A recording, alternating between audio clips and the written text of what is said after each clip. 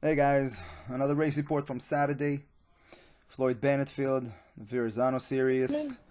Um, Everybody that watching this race, I know probably know that race already. Let me just pose it here for a second because these two guys, Jack in the front wearing blue and Eric in the back here, will play a very big role down the line. And obviously we're going to discuss it. We're going to watch it in a minute. Anyways, most of you racers already know Floyd Bennetfield, I'm pretty sure. Everybody that watching that video will know it. Local race, very fast, very strong winds that play a big role usually. Tarmac is really bad road, a lot of potholes you have to look for, and it's a creek, very short creek. This one should be about 45 minutes. I don't know why they finished it about 42 minutes in, even less than that, about 40 minutes in a triangular shape. You can see actually the shape. That's the first time I'm putting more information on the screen so you can see more, data layover on the screen here. So power on the bottom, on the top right, you can see the race course, triangular race course. On the bottom left, you can see the speed I'm going at, and on the top, the timing, top left. Anyway, so that stretch, basically where the finish line is, where we just started, is at that particular day was a very strong headwind coming from the left, a little bit from the left, very strong headwind. That will play a big role as well. I was thinking about if I'm attacking, if I can even sustain an attack for more than a lap or two with such a strong headwind. Anyways, we're not there yet. So the Saturday Floyd race series by Verrazano, promoted by Verrazano Bridge Bike Shop, it's basically part of a series. If I'm not mistaken, this series is about 8 races or so. One of them got cancelled or so. That depends on your placing in the series. You're getting points, and obviously at the end of that series you're getting overall points, and you can win the overall. At that race, when I just got into it, I was third. Carl, the sprinter, was a very strong sprinter that was racing with us up to like last week, if I'm not mistaken, or 2 weeks ago. Got upgraded to category 3, so he's not riding this race anymore. He's not riding the Cat 4 anymore. So since he was first place, I moved from 4th to 3rd, and it's very close up top. So basically right now depends on my placing down in this race, and there's one more race next Saturday. I could potentially maybe take the overall. Obviously I'm thinking about it, but it depends how everything gonna play. So anyways, we're doing, as you can see again, we're doing a very sharp right turn here, and at that point the wind coming very, very strong from the right to left. So before that, at the stretch that I was just talking about before the right turn, it was a very strong tailwind. Okay, if you saw probably on the bottom, I hardly had to do anything. We were going about 40 kilometers an hour, probably even more, 45 kilometers an hour or so, without even pushing the pedals. Here, right away, I'm going to the left, trying to shield myself as much as I can, get as much draft as I can from the wind that's coming right to left. So as you can see, even at that point here, the biggest team that showed up to the race, it wasn't such a big field. We had maybe 25 people. But the biggest team was Mineola here, wearing red and black. I think they had at least 4 or 5 people. So that was a team to look for. If there was a breakaway with one of their guys, for example, that would be a good break to go with, because then, knowing everybody else will be in the back and their team will block. So that will be a good breakaway to go with. I always look for them. So I didn't really know what I'm about to do this race. I didn't have specific tactics, but I did know that I gotta make it count, because at that race I was about 3rd place overall, and potentially, depends how things plays out at the end of it, I could even take 1st. So I knew that if I'm doing anything, I didn't want to spend a lot of energy. If I'm doing anything, I gotta make it count, and obviously watch for 1st place that was racing that race. He is wearing green. I'm gonna show you soon who was 1st place overall here. riding for Verrazano Bridge. Anyways, at that stretch here, if you remember, that's a stretch that goes to the finishing starting point here, the finishing line. The wind was coming really strong, a headwind, really strong headwind coming left to right, and I was on the left here, so I didn't get such a good draft. I was trying as much as can to go to the right, but as you can see I was blocked by people. So realizing that in a few seconds, you'll see I realized, listen, it's a small field, there's no reason for me to work just as hard as the guys in the front there. Let me just get off the group. As you can see, I'm just gonna leave them all. Realizing it a little bit too late, that's something I did, I continued doing on the next laps, but as you can see I just pulled out, went to the back here, let everybody pass me basically. Not such a big field anyway, and coming from the right, that was a lot easier. Look at that, look, my wattage stayed less than what I did on the left, and I'm just passing people no problem. So that's how important wind direction is.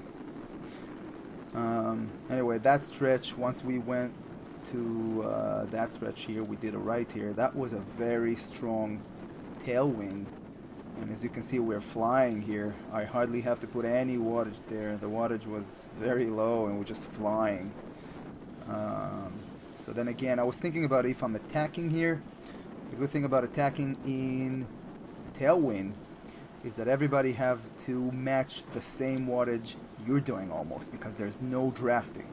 Problem is, you're going that fast, it's hard to make up a lot of ground if you're not going super strong, because you're already going very fast so on the bike. So remember that down the line. Again, that's something that will play out in a minute.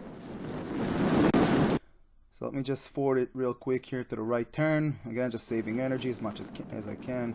Once we're doing the right turn, look down how we're surging to 500-600 watts. Not to lose the wheels in front, and right away I'm taking it to the left because the wind is coming really strong at that stretch, if you remember, from the right. And that, again, something I remembered when really important, because you could basically put a nice gap just on this turn if you're playing it correctly, and you're putting a surge there. Within really in few moments you can get basically a separation. I'll say a 3 or 5 seconds gap on the field right away, and I knew that.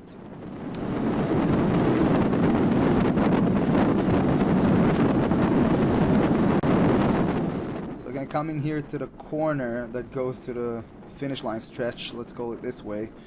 This time I learned my lesson from the last lap that we did. And look what I'm doing here. I'm shielding myself. Best place to be is on the left. But once we're going to make that turn, that will be the worst place to be, where you don't want to be. So look at that right away. I'm going to let everybody pass me. Go ahead. I have no problem. I'm just getting out of the race basically. Letting everybody pass me. Going to the back.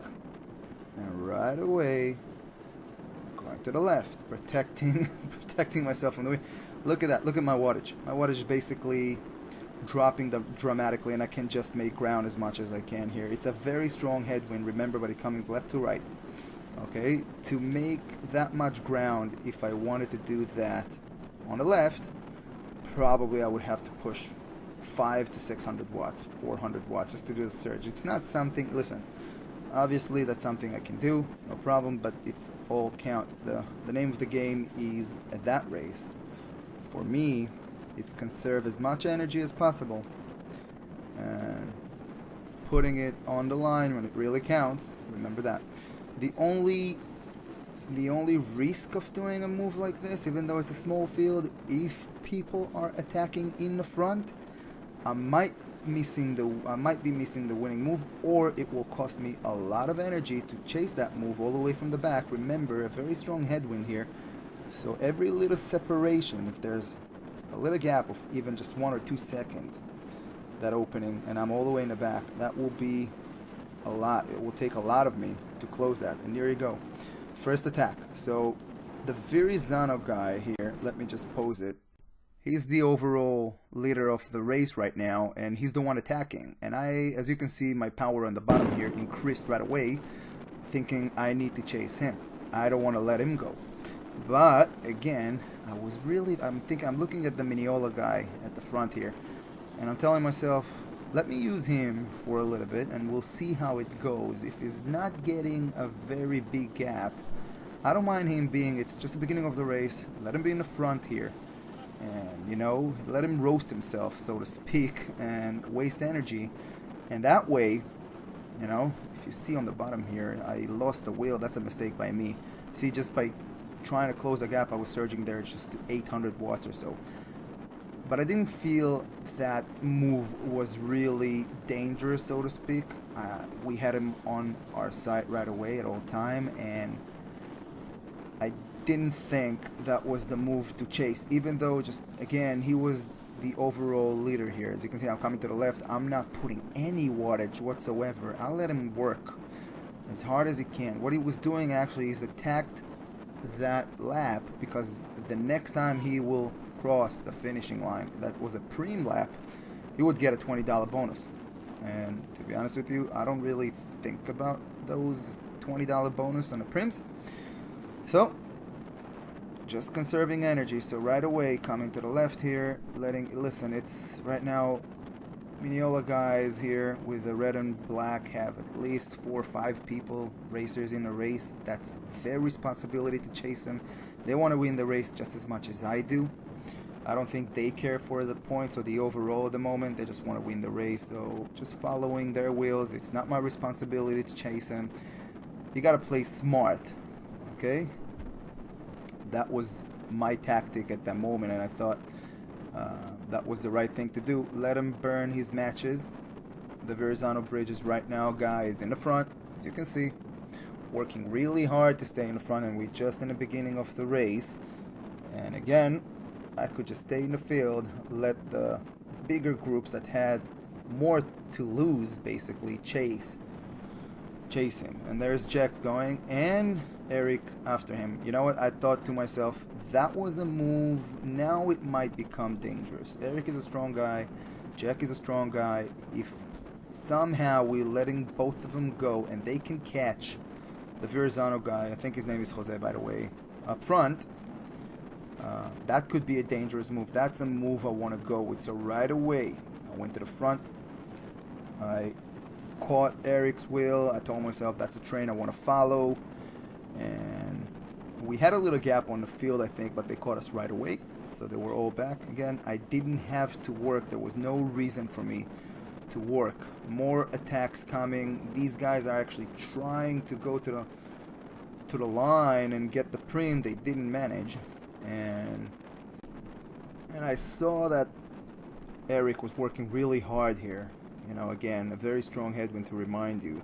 I'm on his wheel. Eric from Team Verrazano Saturday, if I'm pronouncing it correctly. But he was going very fast, and I realized that, listen, Eric is really strong. Most likely he's going to bring it together all by himself, to be honest with you. And I'm just going to stay on his wheel, see how it goes, how it plays. If need to, I'm gonna share as well. But as you can see, let me just fast forward it just a minute. He's such a strong rider. Within half a lap, basically, he brought him all by himself. I'm on his wheel here, doing 200, 300 watts, but you know what? Look at that. They didn't realize it right away. The entire field is behind, and they just stopped working. So right after Eric caught them, nothing special really happened for the next 2 laps until we're going to get to the next prim, which we'll see in a minute. And I was just trying to conserve energy, as you can see. Not many moves happening here. I'm just trying to play the tactics correctly with the wind. As you can see, left, and soon we're going to turn right, and I'm going to go to the right away. Until that point, over here, what happens is, because we come into the prim, as you can see, let me just stop it here because that's important. These 5 guys in the front here that go into the prim, one of them is the Verrazano guy, Julio. And by the way, I was wrong before. It's not Jose, it's Julio, and he's also going for the prim, and I was worried that it might be a move that will stick. Basically, a lot of time, a move will stick after the prim.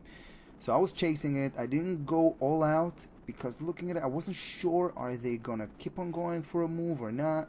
As you can see, I'm not putting a lot of effort here. 300 watts, about 400, 300 watts, and then I slowed down because I saw that they all slowing down one after another. As you can see, one guy, and then here's Julio here slowing down. I realized, hey, listen, I don't have to burn myself here just yet.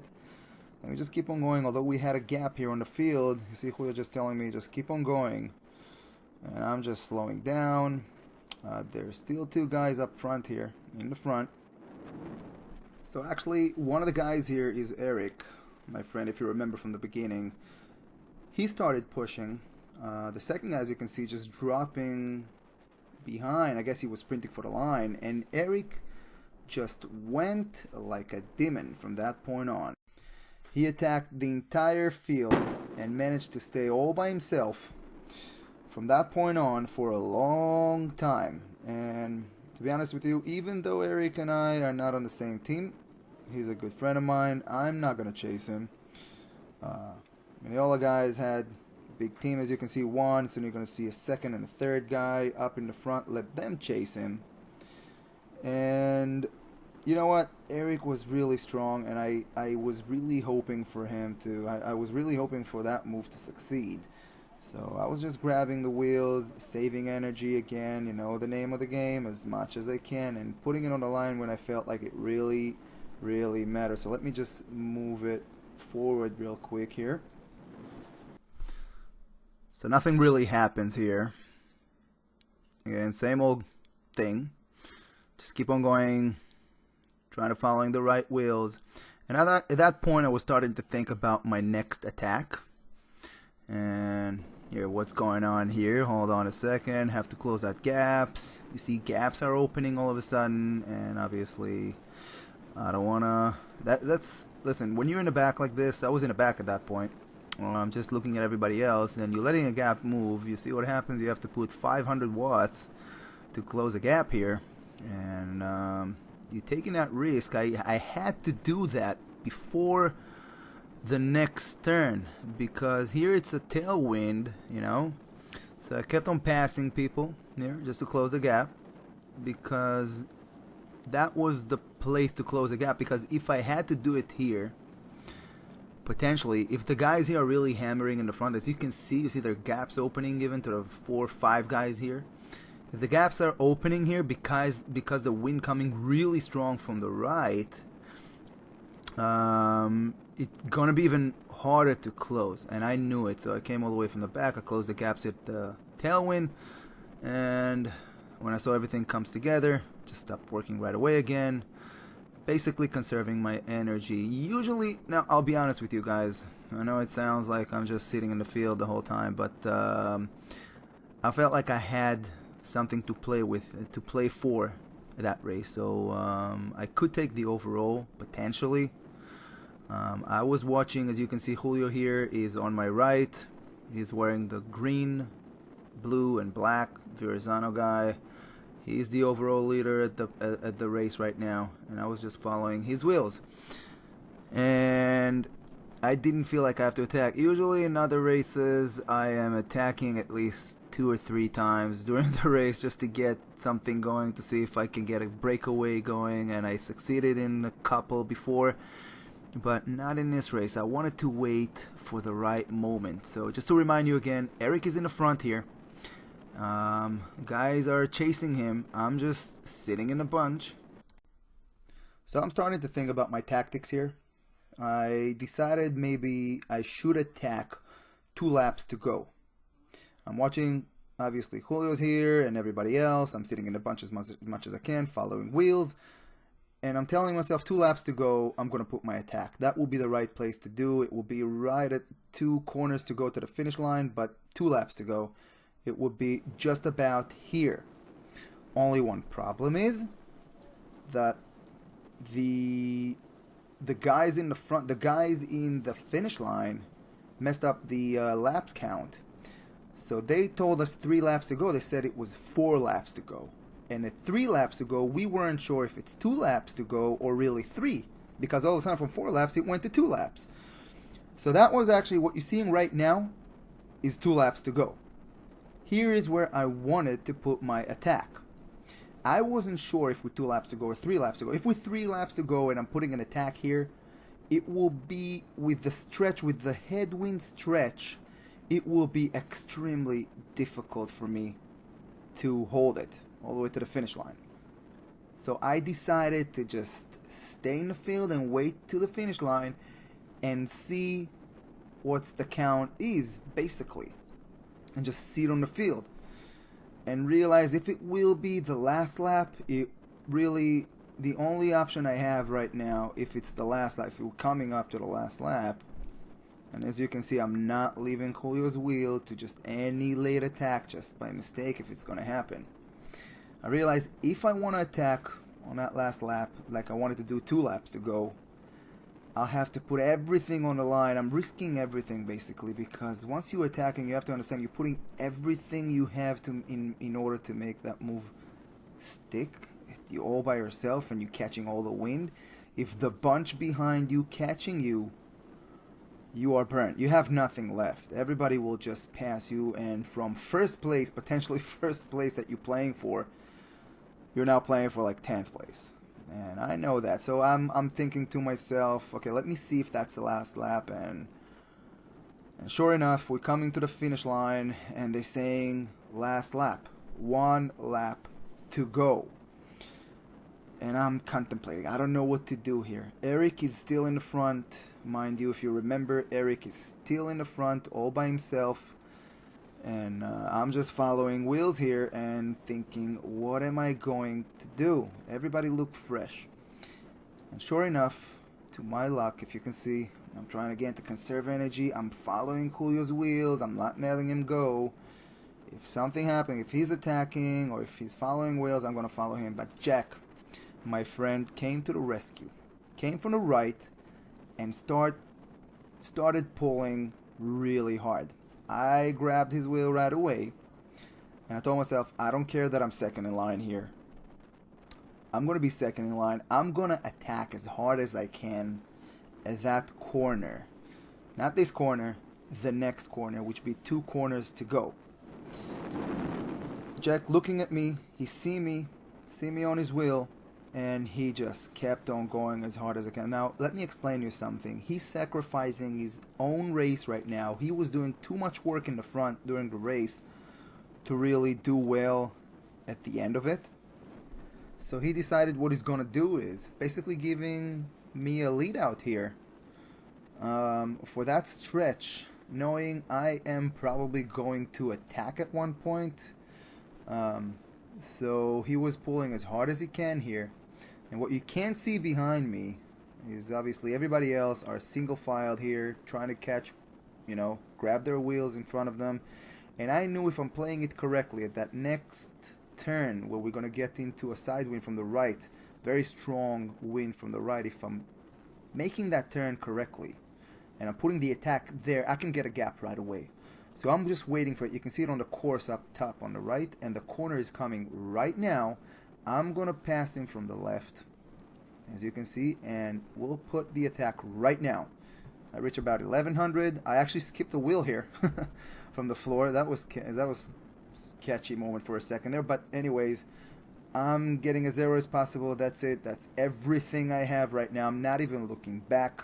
I'm getting close to 700 watts in here. Getting as zero as I can, and I didn't even know if I have a gap. I'll be honest with you. I didn't know if I have a gap, and if I have a gap, how big it is. I just went all out. That's it. And as you can see, I'm going as fast as I can, and I actually caught up Eric right about here, and I felt really bad. Listen, I thought that the whole field is right behind us, so Eric is right there. Looking at hindsight, I would have tell him to just grab my wheel if he can, and so he can come with me to the line. But believe it or not, Eric actually managed to hold the entire field himself as well. I didn't know at that point. Anyway, I'm just going as hard as I can, as zero as I can. Again, we're getting into that stretch that really gonna be difficult. I looked back for a second there, and I actually saw I had a very big gap. Here again, just to remind you, a very strong headwind coming from the left, and I'm going all by myself. I'm all in here. and my wattage, as you can see on the bottom here, is starting to drop around 400, 300 to 400 watts. But I see the finish line is right there, and I'm just going as hard as I can. I think I'll look back at that point, and you'll see soon enough my wattage starting to go down, because I realized there's no way they can actually catch me at that point. So 300 watts is going down right before the finish line, and I didn't believe that was my 4th win of the season. At the end of the day, that attack averaged about 500 watts or so for close to 2 minutes, with a sprint, a surge in the beginning of about 1100. Eric got second. I was really happy. I'll be honest with you, I thought that the field will catch him. I thought the field will catch me in the beginning of the attack. But now I'm second overall. The race leader actually got third on this race. So we are very close on points, and we got one more race to go. So stay tuned, guys. Thanks for watching.